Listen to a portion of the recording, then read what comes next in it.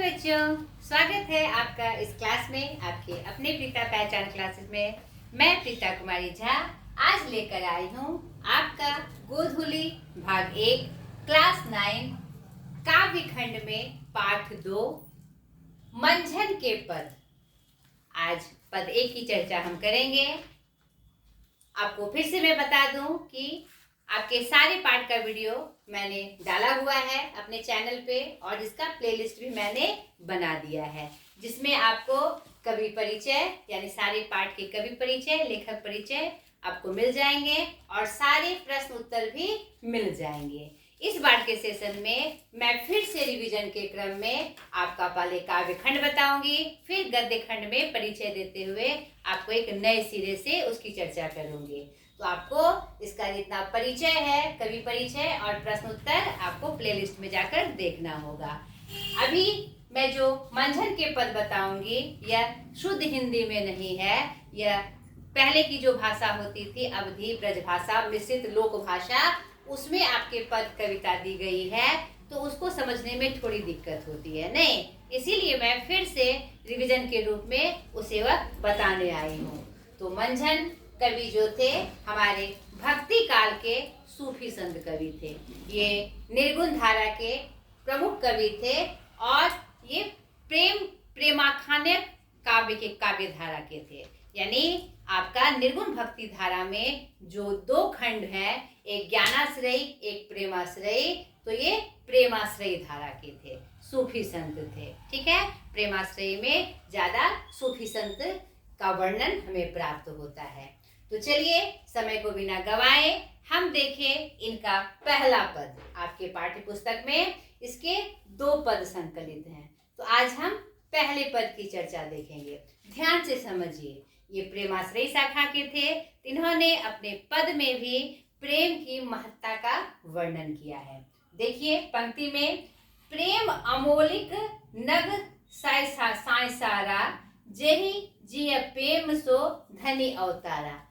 हर पद को आपके पाठ्य पुस्तक में है, तो आपको उसकी जानकारी होनी चाहिए, तो आपको उसको पढ़ने आना चाहिए सबसे पहले, नहीं और 1 बार 2 बार 3 बार पढ़कर उसके अर्थ को, आपकी शब्द निधि भी दी रहती है आपके पाठ में, यानी शब्दार्थ दिए रहते हैं, उसको देखकर उसको समझने का प्रयास करना है। पहले शुद्ध उच्चारण में इसका पाठ करना है।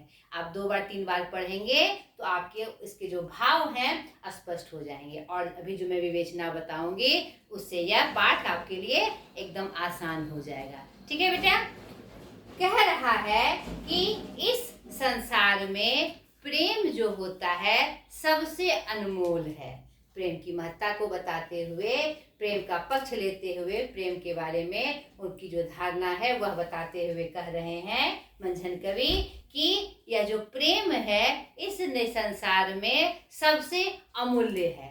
समझ लीजिए, जेहि जिय प्रेम सो धनी अवतारा, जिसने इस प्रेम को प्राप्त कर लिया, जिसने इस प्रेम रूपी धन को प्राप्त कर लिया, वह एक मतलब कि धनी हो गया, धनी के रूप में अवतरित हुआ। यानी प्रेम धन को पाकर लोग क्या हो जाते हैं, वास्तविक रूप से धनी की श्रेणी में आ जाते हैं, अमीर की श्रेणी में आ जाते हैं। आगे की पंक्ति, प्रेम लगी संसार उपावा, यानी प्रेम से संसार में हर चीज का उपाय निकल सकता है। अगर हम प्रेम से किसी चीज को करना चाहे तो वह कोई ना कोई उपाय आपको निकलता चला जाता है और सारी समस्याओं का हल अपने आप हो जाता है, अगर प्रेम विधि से उसे हम करना चाहे। प्रेम गहा विधि प्रगट आवा, और प्रेम के बस में होकर भगवान भी प्रकट होकर आ सकते हैं। यानी अगर प्रेम से हम कुछ करें, प्रेम में लीन होकर हम भक्ति करें, तो भगवान को भी आना पड़ता है। प्रेम की इतनी महत्ता है। ठीक है, आगे की पंक्ति, प्रेम ज्योति सम सृष्टि अंजोरा, इस प्रेम की ज्योति से ही जो पूरा संसार है, पूरी सृष्टि है, वह प्रकाशमान है। नहीं, यानी प्रकाशमान है अर्थात खुशहाल है। ये प्रेम रूपी एक तत्व ही है जो पूरे संसार में व्याप्त है और इस संसार को टिकाए हुए है। उसी के प्रकाश से, उसी की दीप्ति से, उसी की ज्योति से यह पूरा सृष्टि क्या है, प्रकाशमय हो उठा है, उज्जवल हो उठा है। दोसर ना पाओ प्रेम कर जोड़ा, और ये जो प्रेम तत्व है उसका जोड़ीदार दूसरा कोई संसार में नहीं है। यानी प्रेम की इतनी महत्ता है कि प्रेम से हम अगर कुछ करना चाहे, चाहे वह किसी समस्या का निदान हो, चाहे संबंध का निर्वाह हो, चाहे कोई भी चीज हो, तो इसके जोड़ में दूसरा कोई इसके खड़े नहीं हो सकता है। ठीक है। बिरला कोई जाके सिर भागो। अब आगे की पंक्तियों में इसके महत्व को, इसके जो अनमोलता है उसको बता रहे हैं कवि। कोई बिरला ही है, यानी कोई विशेष व्यक्ति ही है जिसके सिर पर यह भाग्य यानी प्रेम रूपी धन उसे प्राप्त होता है। वह बहुत भाग्यशाली है और वह विशेष आदमी ही है जिसे प्रेम रूपी धन प्राप्त हो सकता है। सो पावे या प्रेम सुहागो, कोई विशिष्ट आदमी है जो भाग्यशाली होगा, वही इस प्रेम रूपी सुहागे को पा सकता है। नहीं, यह सब के बस की बात नहीं है। शब्द ऊंच चारियो जुगबाजा, प्रेम पंथ सही दो सो राजा। चारों तरफ जो शब्द, ये जो प्रेम रूपी शब्द की महिमा है चारों तरफ बज रही है। यानी इस प्रेम का जो मतलब कि प्रसिद्धि है चारों तरफ है, इसके सभी भक्त हैं। यानी प्रेम से सब चीज को जीता जा सकता है। कहने का ये तात्पर्य है कि हम प्रेम व्यवहार से सब कुछ पा सकते हैं। ऐसा कोई चीज नहीं है जो हम प्रेम के व्यवहार में नहीं पा सकते। ठीक है। प्रेम पंथ सिर दई सो राजा, और जो इस प्रेम रूपी पंथ पर चला वह वास्तव में राजा हुआ। नहीं, क्योंकि प्रेम हमें सिर्फ प्रेम करना सिखाता है। हमारे अंदर की जितनी मनोविकार हैं, घृणा, ईर्ष्या, क्रोध, ये सब क्या करता है, प्रेम दबा देता है। नहीं, और ये सब अगर मनोविकार आपके खत्म हो गए तो आप में सिर्फ अच्छाइयाँ ही अच्छाइयाँ होगी, और जो अच्छाइयाँ होती है उससे हम क्या हो जाते हैं, विशेष व्यक्तित्व के मालिक हो जाते हैं और एक राजा की तरह होते हैं जिसको कोई कमी नहीं, हर तरह से संपन्न और समृद्ध।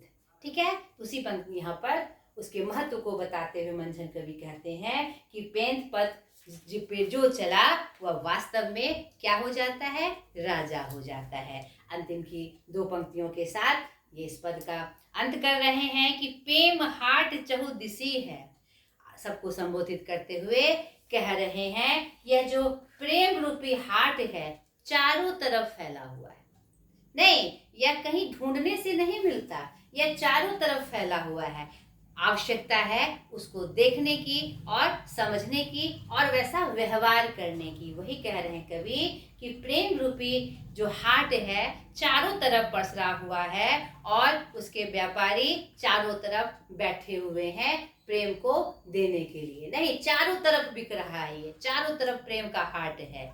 आवश्यकता है उसको सद्व्यवहार में लाने की। लाहा और फल गाहक जनी ढहकावे कोई। अगर कोई आपको भ्रम में डाल रहा है तो उसके भ्रम में नहीं पड़ना है और इस फल को लगातार खरीदना है। इसके व्यापार में कहीं कोई हानि नहीं है। प्रेम व्यवहार करिए, प्रेम व्यवहार दीजिए और प्रेम ही पाइए। अगर आपको कोई मत ढहकावे मतलब भ्रमित करना नहीं, ये जो फल है आप इसको लीजिए। इसमें अगर कोई आपको भ्रम में डालता है या आपको भ्रम हो रहा है तो भ्रम में पड़ने की आवश्यकता नहीं है। चारों तरफ जो ये प्रेम का स्वरूप है उसे लीजिए और चारों तरफ प्रेम को फैलाइए, जिससे सब जगह खुशहाली ही खुशहाली हो। क्योंकि प्रेम का संदेश ही क्या है, चारों तरफ शांति, प्रेम और खुशहाली।